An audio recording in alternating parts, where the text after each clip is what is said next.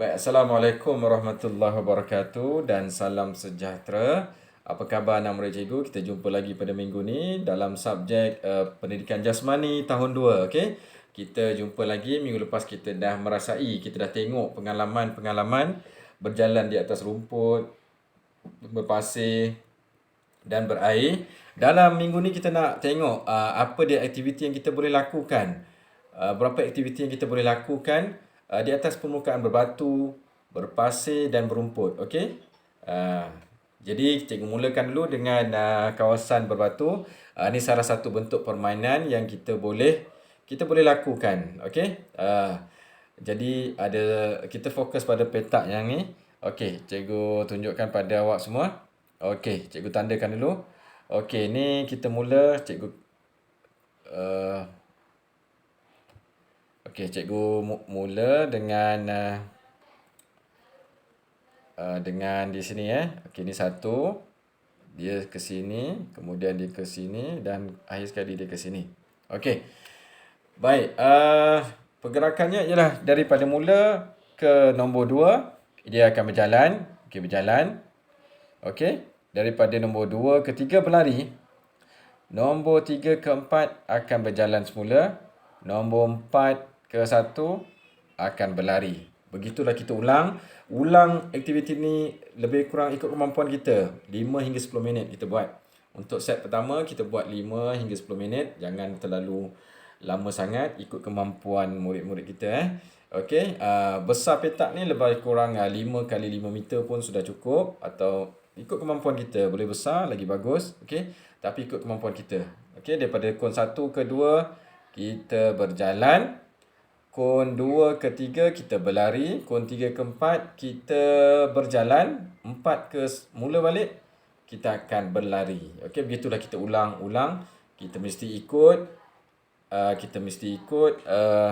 sampai di penghujung penanda kita tu, barulah kita boleh memulakan aktiviti kita. Okey, jangan skip, jangan tipu. Okey, kita mula dengan berjalan, berlari, berjalan, berlari. Kita ulang aktiviti ni sehingga ikut kemampuan kita. Okey, kalau boleh kita tahan 5 hingga 10 minit, kita buat berulang kali. Ini salah satu contoh aktiviti yang cikgu tunjukkan. Permainan aktiviti pergerakan lokomotor di atas permukaan berbatu. Okey, seterusnya okey, tu dia di atas permukaan berumput dan berpasir. Okey, sama juga kita boleh pelbagaikan aktiviti di atas kawasan berumput. Okey, kita tengok dulu kawasan berumput. Kita gunakan baton ke. Okey, pergi kita berjalan. Balik. Okey, kalau pergi kita berjalan.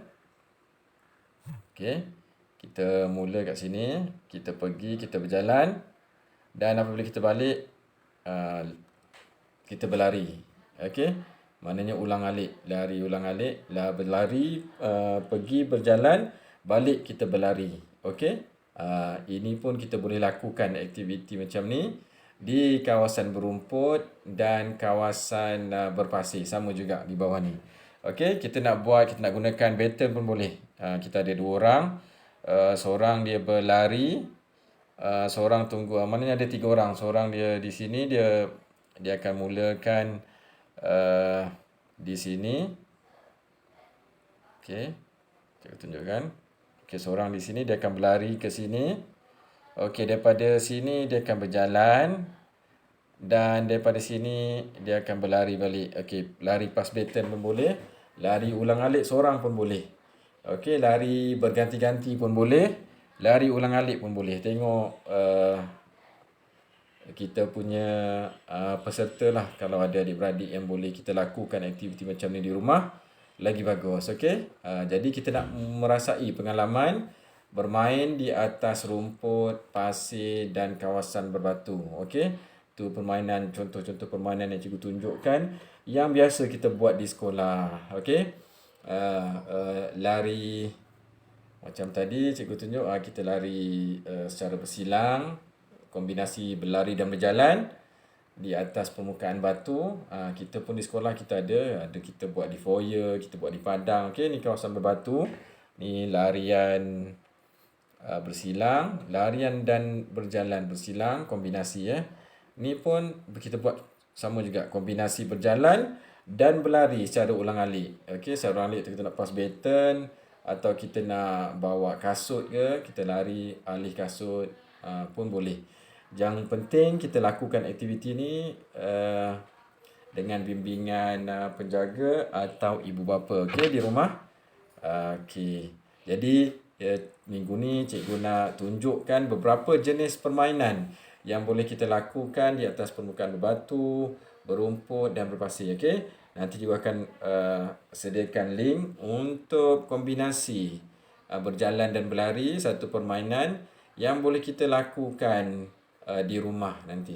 Okey. Jadi permainan kita ikut kemampuan, jangan paksa diri kita. Okey. Yang penting kita lakukan. Okey, itu saja pada minggu ni. Kita jumpa lagi pada minggu depan. Okey. Assalamualaikum warahmatullahi wabarakatuh dan salam sejahtera.